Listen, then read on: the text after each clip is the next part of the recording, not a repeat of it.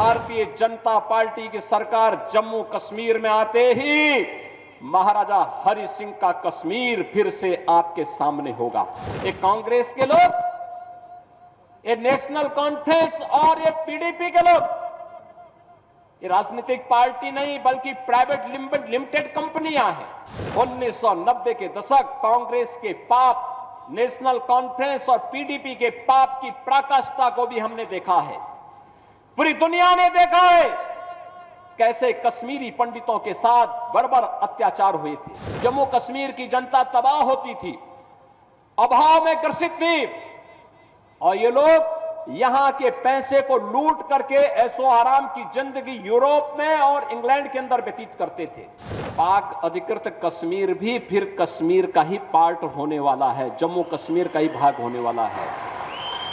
क्या नहीं था हमारे जम्मू कश्मीर के पास? क्या नहीं था हमारे पास? मैं आप सबसे कहना चाहता हूं कि आज जम्मू कश्मीर के अंदर हम जब बात करते हैं तो सचमुच मुझे उन महान विभूतियों की याद आती है। महाराजा हरि सिंह जिन्होंने पहचान दिलाई थी। महाराजा हरि सिंह का शासन केवल यहीं तक नहीं था, और याद करिए भारतीय जनता पार्टी की सरकार जम्मू कश्मीर में आते ही महाराजा हरि सिंह का कश्मीर फिर से आपके सामने होगा। काबुल तक का शासन महाराजा हरि सिंह के पास था। तिब्बत में डोगरा सेना रहा करती थी। कौन नहीं जानता है पंडित प्रेमनाथ डोगरा जी के प्रति किसके मन में सम्मान का भाव न हो। और जब कबालाई यहां घुस करके आंदोलन को फैलाना चाहते थे, तब ब्रिगेडियर हरि सिंह ने, तब ब्रिगेडियर राजेंद्र सिंह जी ने last man and last bullet का नारा भारत की रक्षा के लिए अपने आप को बलिदान किया था। इतनी महान परंपरा, इतनी महान परंपरा जिसने अपने परिश्रम से, अपने पुरुषार्थ से जम्मू कश्मीर को धरती का स्वर्ग बनाया था, जिन्होंने अपने बलिदान से, अपने लहू से सींच करके इस धरती का स्वर्ग जम्मू कश्मीर को बनाया था, आज उसे मजहबी उन्माद का जो एक कोड़ है उसमें बदलने का पाप ये कांग्रेस, ये पीडीपी और नेशनल कॉन्फ्रेंस ने ही किया है। ये पाप करने वाले लोग जो देश के साथ गद्दारी कर रहे थे, देश के संसाधनों का उपभोग कर रहे थे, उनको सबक सिखाने का चुनाव है ये जम्मू कश्मीर विधानसभा का चुनाव। और इसी के लिए आज मैं आपके पास आया हूं। बहनों और भाइयों, परिवर्तन किस रूप में होता है? याद करिए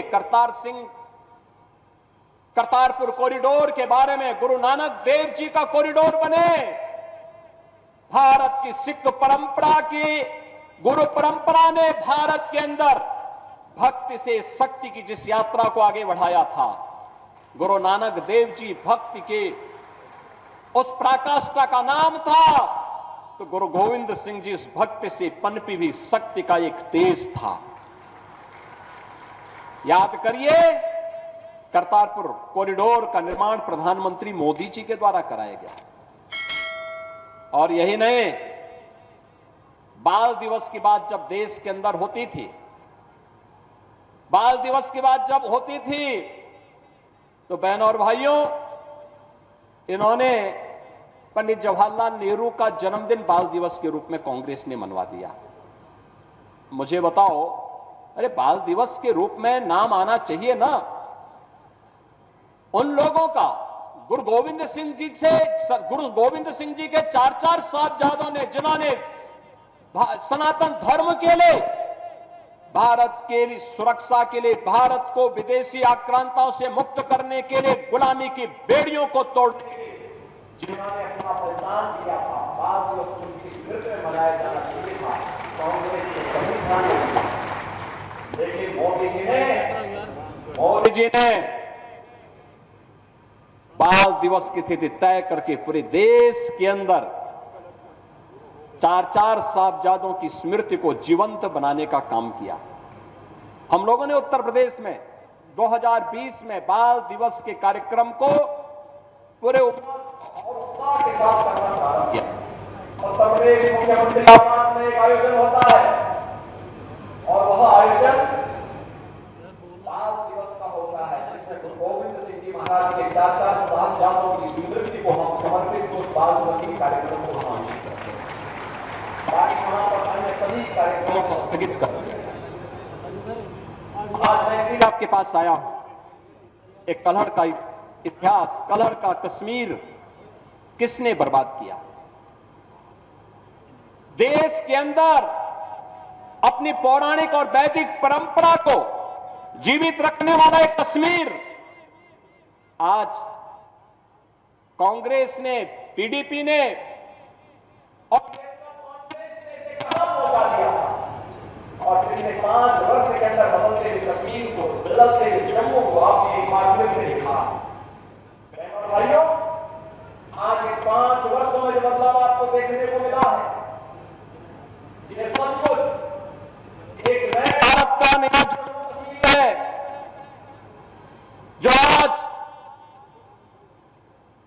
टूरिज्म स्टेट में होकर टूरिज्म का एक बेहतरीन डेस्टिनेशन के रूप में देश और दुनिया को अपनी ओर आकर्षित करता है। याद करें, उनके समय में भारत के आन मान और शान के तिरंगा को फहराने के लिए हार लगानी पड़ती थी कांग्रेस के समय में या पीडीपी या फिर नेशनल कॉन्फ्रेंस के समय में। लेकिन आज जम्मू कश्मीर के अंदर G20 के समिट होते हैं, दुनिया आकर के देखती है जम्मू कश्मीर के अंदर की टूरिज्म के डेस्टिनेशन के साथ साथ एक अंतर्राष्ट्रीय स्तर का समिट यहां पर पूरी दुनिया को अपनी ओर आकर्षित करता है। बहनों और भाइयों, एक लंबी परंपरा अमरनाथ की यात्रा इस बार हम देख रहे थे। पहले धमकी आती थी कि अमरनाथ की यात्रा नहीं होने देंगे, पहले धमकी आती थी उनके समय में और वे लोग सहम जाते थे, और अब तो पूरा देश और पूरी दुनिया बाबा बर्फानी के दर्शन करने के लिए अमरनाथ की यात्रा में आता है।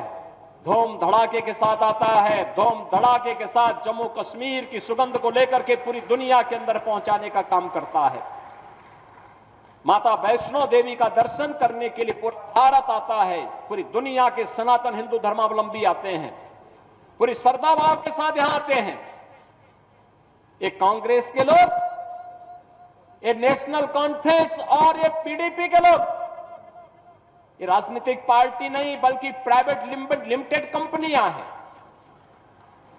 प्राइवेट लिमिटेड कंपनियां निवेश करें और उसके माध्यम से उद्योग धंधे चलाएं तो ठीक बात है, लेकिन राजनीति में प्राइवेट लिमिटेड कंपनियां बंद होनी चाहिए, क्योंकि ये राजसत्ता को अपनी बबौती मान करके आम जनता का शोषण करते हैं।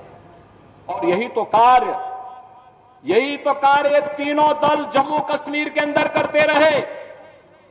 इन्होंने यहां दलितों को आरक्षण नहीं देने दिया, इन्होंने यहां पकड़वालों को आरक्षण नहीं देने दिया, इन्होंने यहां पहाड़ियों को आरक्षण नहीं देने दिया, इन्होंने यहां पर मुख्य धारा के साथ यहां से जुड़ी हुई जातियों को जोड़ने के लिए कोई सार्थक प्रयास नहीं किया, बल्कि 1947 में पाकिस्तान से जो लोग, जिनकी संपत्ति वहां छीन ली गई थी, जो लोग भारत के अंदर आए थे, इनको भी उन्होंने नागरिकता नहीं देने दी।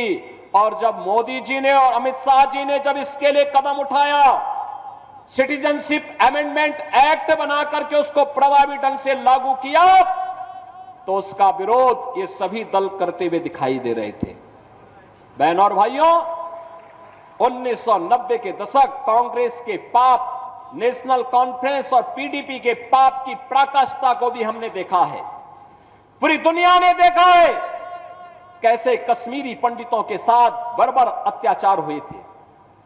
मानवता का इतना बीभत्स पाप उस समय हुआ था। उनके प्रति सहानुभूति व्यक्त करने की बजाय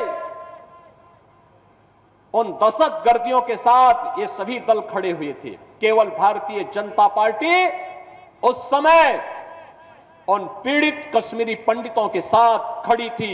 और मैं आज फिर आपसे कहने के लिए आया हूं, भारतीय जनता पार्टी समाधान का नाम है। जो भारतीय जनता पार्टी कहती है वह करके दिखाती है, और भारतीय जनता पार्टी ने मोदी जी के नेतृत्व में जो कहा सो करके दिखाया है। आज जम्मू कश्मीर में टूरिज्म का बेहतरीन डेस्टिनेशन है, आज बेहतरीन कनेक्टिविटी है, आज यहां पे वर्ल्ड क्लास इंस्टीट्यूशन स्थापित हो रहे हैं। कहीं एम्स है, कहीं आईआईटी है, कहीं आईआईएम है, कहीं सेंट्रल यूनिवर्सिटी है, और यहां पे इन्वेस्टमेंट के लिए भी एक नई धरातल के रूप में, एक नई धरती के रूप में जम्मू कश्मीर यहां के रोजगार के साथ, स्वतः रोजगार के साथ जोड़ते हुए अब तो बिना भेदभाव के शासन की योजना का लाभ भी जम्मू कश्मीर के अंदर मिल रहा है। आप अनुमान करिए, लगभग 2.25 लाख गरीबों को प्रधानमंत्री आवास योजना में एक आवास उपलब्ध हुआ है। पहले पैसा कहां जाता था?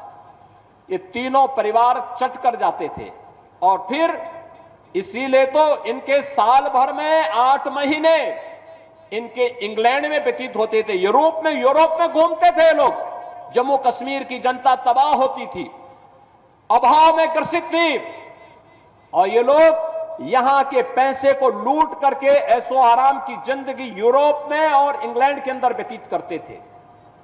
बहनों और भाइयों, आज यहां पे फ्री में राशन का लाभ प्राप्त हो रहा है, आयुष्मान कार्ड की सुविधा उपलब्ध हो रही है, बेहतरीन कनेक्टिविटी के साथ हर घर नल की योजना को आगे बढ़ाने का कार्य हो रहा है। यहां पर जो अनेक कार्यक्रम हुए हैं, ये सभी आज नए जम्मू कश्मीर की स्थिति को आप सबके सामने प्रस्तुत करती है। और इसलिए बहनों और भाइयों, जब हम जम्मू कश्मीर की विधानसभा चुनाव की दृष्टि से आज यहां पर एकत्र हुए हैं, यहां पे 2 चरणों के चुनाव संपन्न हो चुके हैं, मैं आप सबसे इसी बारे में कहना चाहता हूं। याद रखना, जम्मू कश्मीर यहां पर चुनाव के माध्यम से दुनिया के अंदर जो संदेश गया है, जो ये लोग कभी राहुल गांधी के रूप में, कभी किसी अन्य रूप में जम्मू कश्मीर के बारे में, भारत के बारे में दुनिया के अंदर दुष्प्रचार करते थे, उसका जवाब जम्मू कश्मीर विधानसभा का चुनाव दे रहा है। भारी संख्या में मतदाताओं का मतदान के लिए उमड़ना चुनाव के प्रति उनके रुझान को यह दिखाता है कि उन्होंने परिवारवादी राजनीति को, विभाजनकारी राजनीति को तिलांजलि दी है, और वे आज जम्मू कश्मीर के अंदर एक लोकतांत्रिक सरकार चाहते हैं, और लोकतांत्रिक सरकार के माध्यम से विकास की मुख्य धारा के साथ जुड़ करके एक भारत श्रेष्ठ भारत की सजग प्रहरी के रूप में काम करना चाहते हैं। बहनों और भाइयों, शांतिपूर्ण तरीके से चुनाव और भारतीय जनता पार्टी की यहां पर वापसी, याद रखना, पाक अधिकृत कश्मीर भी फिर कश्मीर का ही पार्ट होने वाला है, जम्मू कश्मीर का ही भाग होने वाला है। और यही तो हलचल है पाकिस्तान में। वे अपने लोकतंत्र को बचा नहीं पाए, उनको अपने लोकतंत्र को बचाने के लिए मशक्कत करनी पड़ रही है, और मशक्कत करते करते आज पाकिस्तान इस स्थिति में पहुंच गया है कि वहां पे 1 किलो आटा के लिए भी लाले पड़ रहे हैं। आप देख रहे होंगे, भारत में 80 करोड़ लोगों को फ्री में राशन की सुविधा का लाभ दे रहा है, 60 करोड़ लोगों को 5 लाख रुपए हर वर्ष स्वास्थ्य बीमा का कवर देता है। जीवन ज्योति बीमा योजना हो या जीवन सुरक्षा बीमा योजना, 12 करोड़ किसानों को किसान सम्मान निधि का लाभ दे रहा है। 10 करोड़ गरीबों के घर में शौचालय का निर्माण कर दिया है। 10 करोड़ गरीबों को उज्ज्वला योजना का फ्री का सिलेंडर उपलब्ध करवा चुका है। एक तरफ ये भारत है और दूसरी तरफ पाकिस्तान है, रोटी के लाले पड़ रहे हैं। स्वाभाविक रूप से भिखमंगा पाकिस्तान आज अपने आप को नहीं संभाल पा रहा है। कहीं पर पाक अधिकृत कश्मीर उससे अलग होने की आवाज उठा रहा है, तो कह रहा है कि हमें भी तो अधिकार था जम्मू कश्मीर के चुनाव में भाग लेने का, और जम्मू कश्मीर के चुनाव के साथ पाक अधिकृत कश्मीर में भी, मुर्शिदाबाद में भी अगर चुनाव होता ना तो और अच्छा संदेश जाता। लेकिन संदेश आपको देना है इस चुनाव के माध्यम से। दूसरी तरफ बलूचिस्तान अलग से कह रहा है, वो कह रहा है कि पाकिस्तान से हमारी केमिस्ट्री तो मिलती ही नहीं है, हमारी केमिस्ट्री उससे मिलती ही नहीं है, क्योंकि पाकिस्तान तो मानवता का दुश्मन है। यह मानवता का एक कैंसर है। इस कैंसर से दुनिया को मुक्ति मिलनी ही चाहिए, और उस मुक्ति के लिए हम सब आपके पास आए हैं कहने के लिए।